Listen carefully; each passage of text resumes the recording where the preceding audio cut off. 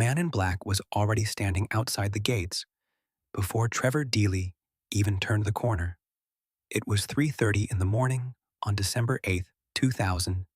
Dublin, Ireland, Christmas party season in full swing.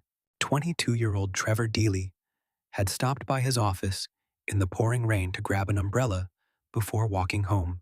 Simple errand, 2 minutes, maybe 3.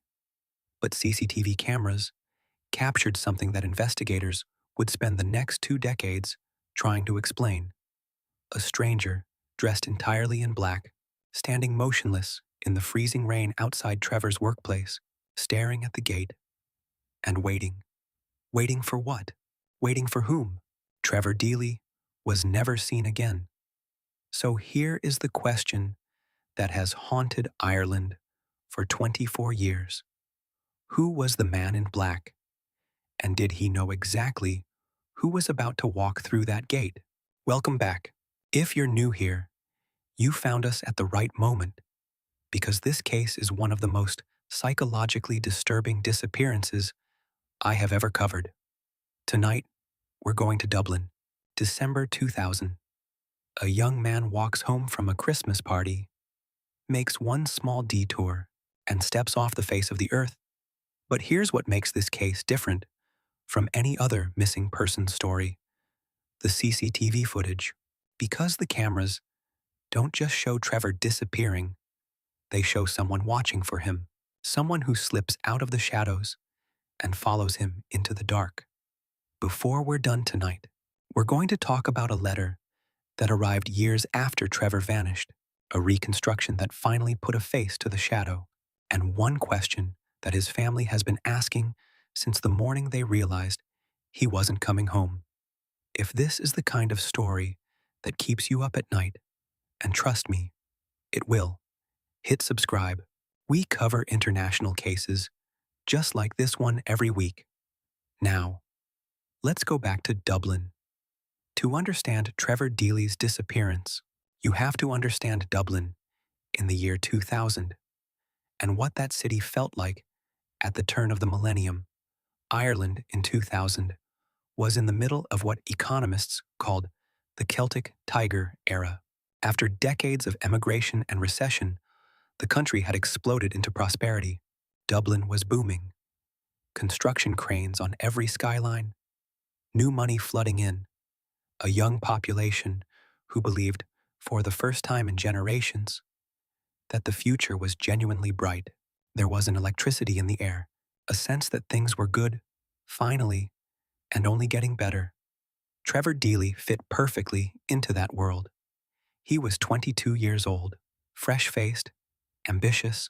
He had grown up in Naas, a market town about 30 kilometers southwest of Dublin, the kind of place where everyone knows everyone, where families have deep roots and neighbors look out for each other. His parents, Mary and Michael Deely, had raised Trevor and his siblings in a tight, loving household.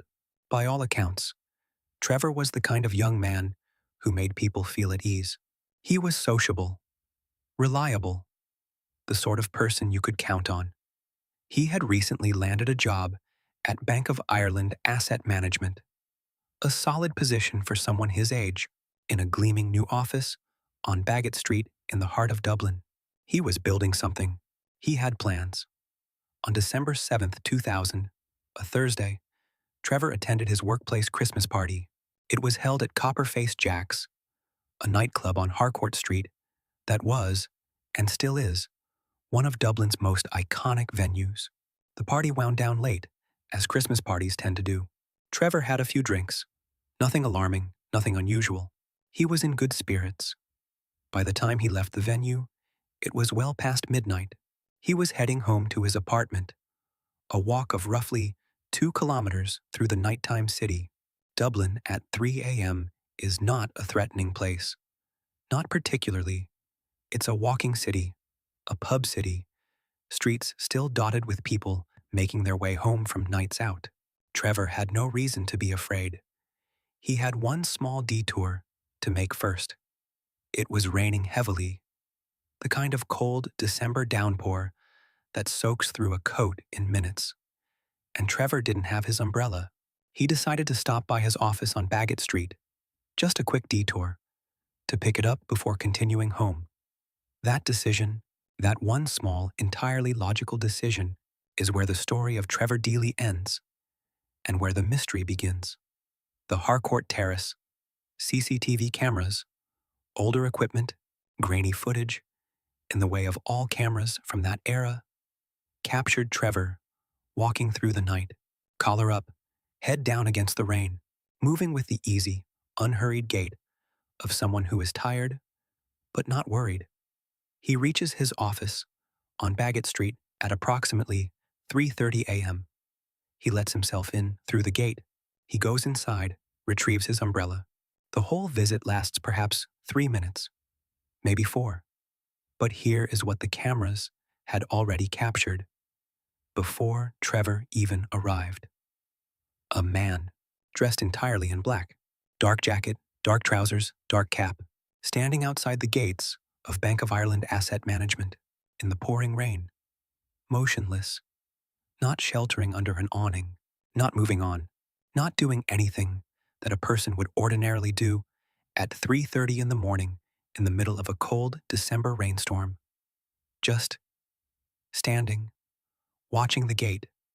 When Trevor emerges from the building, umbrella in hand, the man in black does not approach him immediately. He waits. He watches Trevor come back through the gate, and then, captured by a second camera further down the street, he steps out of the shadows and begins to follow him. Trevor appears to exchange words with the man.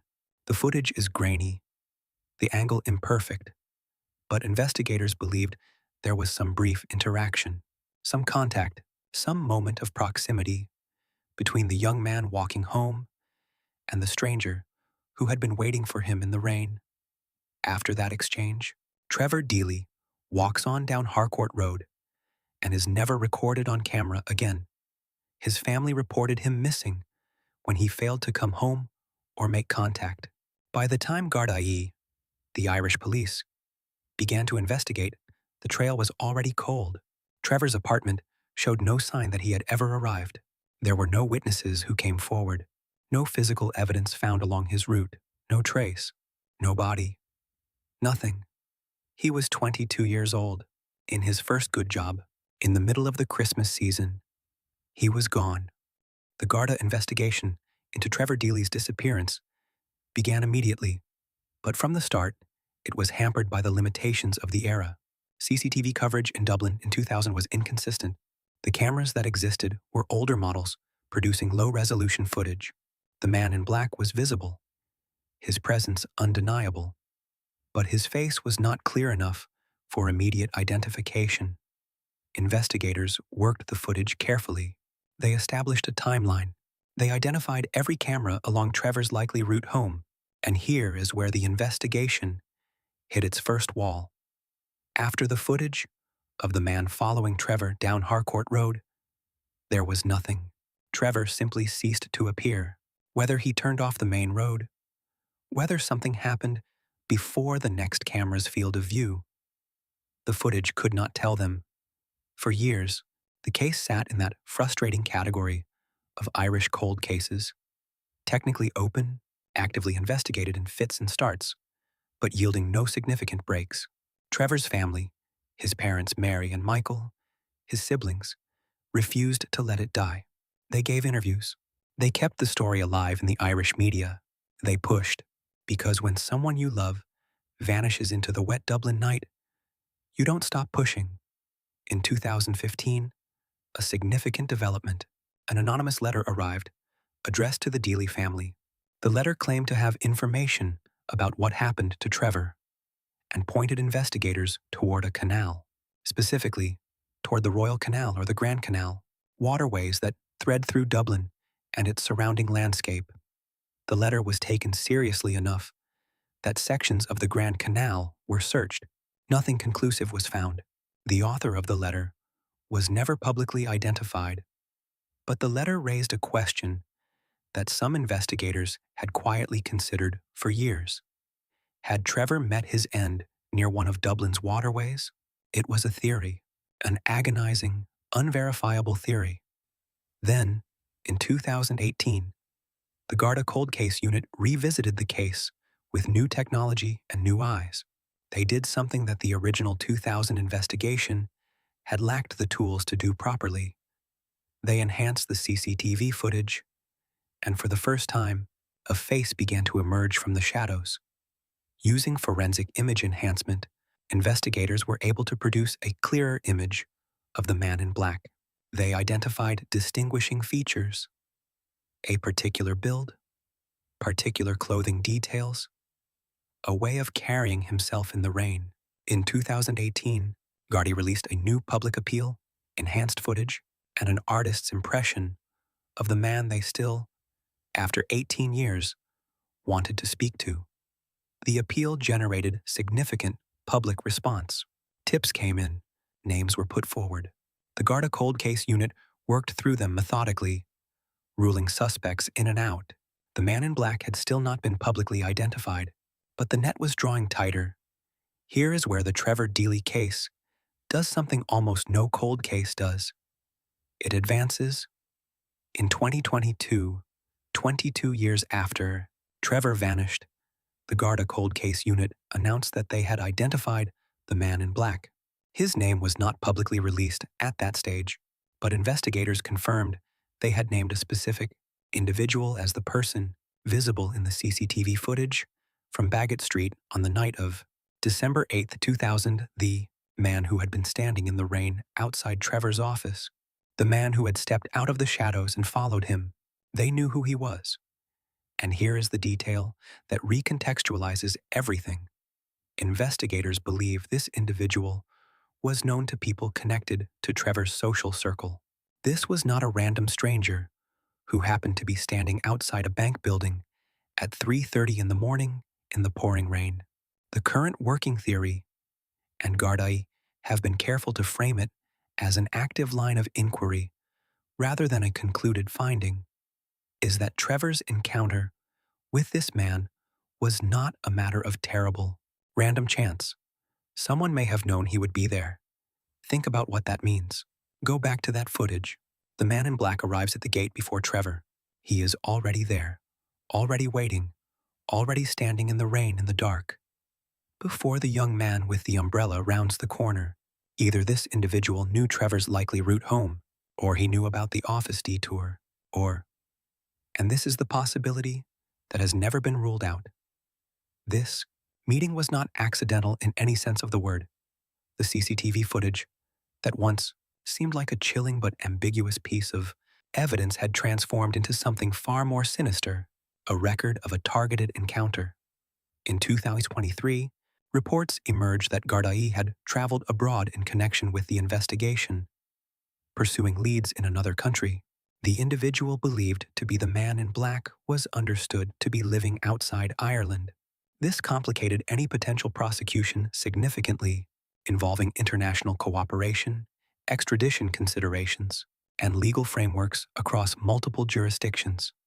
As of the time of this script, no one has been charged in connection with Trevor Deely's disappearance. His remains have never been found. His family still does not know where he is.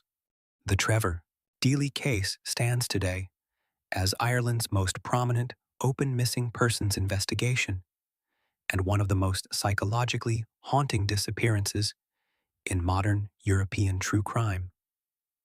After 24 years, what the Deely family has is this: a named suspect, an ongoing investigation, and no body, no confirmed cause of death, no confirmed crime scene, no trial, just that footage, that 50 seconds of grainy video that shows a young man walking out of a gate and a figure stepping out of the dark behind him.